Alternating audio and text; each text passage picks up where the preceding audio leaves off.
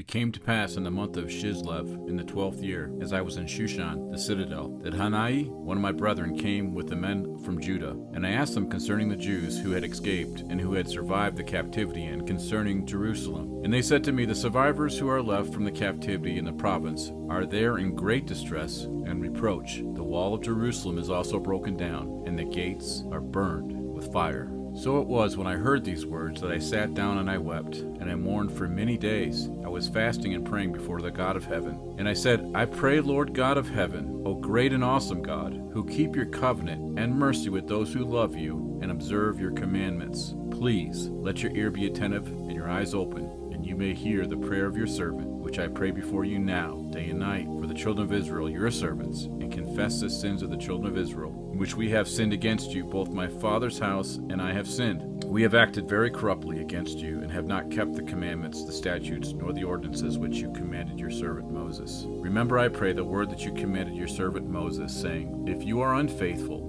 I will scatter you among the nations. But if you return to me and keep my commandments and do them, though some of you were cast out to the furthest parts of the heavens, yet I will gather them from there and bring them to the place which I have chosen as a dwelling place for my name. Now these are your servants and your people, whom you have redeemed by your great power and by your strong hand. O Lord, I pray, please let your ear be attentive to the prayer of your servant, and to the prayer of your servants who desire to fear your name, and let your servant prosper this day, I pray, and grant him mercy in the sight of this man, for I was the king's cupbearer. And it came to pass in the month of Nisan, in the 12th year of the king Artaxerxes, when wine was before him, that I took the wine and gave it to the king. Now I had never been sad in his presence before. Therefore the king said to me, Why is your face sad, since you are not sick? This is nothing but sorrow of heart. So I became dreadfully afraid, and said to the king, May the king live forever. Why should my face not be sad when the city, the place of my father's tombs, lies waste, and its gates are burned with fire? Then the king said to me, What do you request? So I prayed to the God of heaven, and I said to the king, If it pleases the king, and if your servant has found favor in your sight, I ask that you send me to Judah, to the city of my father's tombs, that I may rebuild it. So I went up in the night by the valley and viewed the wall. Then I turned back and entered the valley gate, and so returned. And the officials did not know where I had gone or what I had done. I had not yet told the Jews, the priests, the nobles, the officials, or others who did the work. Then I said to them, You see the distress that we are in, how Jerusalem lies waste, and its gates are burned with fire. Come, let us build the wall of Jerusalem, that we may no longer be a reproach.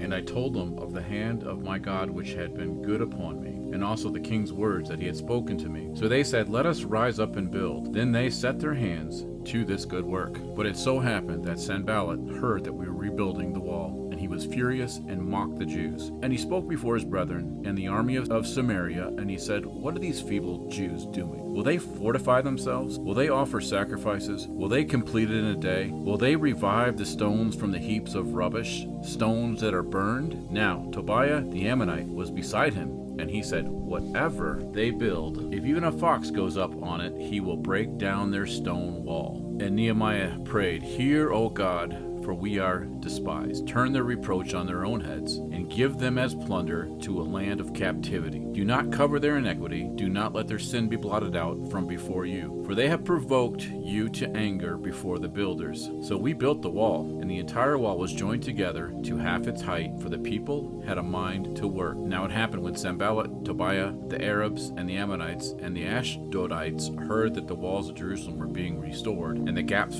were beginning to be reclosed, they became very angry, and all of them conspired together to come and attack Jerusalem and create confusion. Nevertheless, we made our prayer to our God, and because of them we set a watch against them day and night. And then Judah said, The strength of the laborers is failing, and there is so much rubbish that we are not able to build the wall. And our adversaries said, They will neither know nor see anything till we come into their midst and kill them and cause the work to cease. So it was, when the Jews who dwelt near them came, that they told us 10 times, From whatever place you turn, they will be upon us. Therefore I positioned men behind the lower parts of the wall, at the openings, and I set the people according to their families, with their swords, their spears, and their bows. And I looked and I rose and said to the nobles, to the leaders, and to the rest of the people, Do not be afraid of them. Remember the Lord great and awesome, and fight for your brethren, your sons, your daughters, your wives, and your houses. And it happened, when our enemies heard that it was known to us that God had brought their plot to nothing, that all of us returned to the wall, every one to his work. So it was from that time on that half of my servants worked construction, while the other half held spears, the shields, the bows, and wore armor, and the leaders were behind all the house of Judah. Those who built on the wall and those who carried burdens loaded themselves, so that one hand they worked at construction, and with the other held a weapon. Every one of the builders had his sword girded at his side as we built, and the one who sounded the trumpet was beside me. Then I said to the nobles, the rulers, and the rest of the people, the work is great and extensive, and we are separated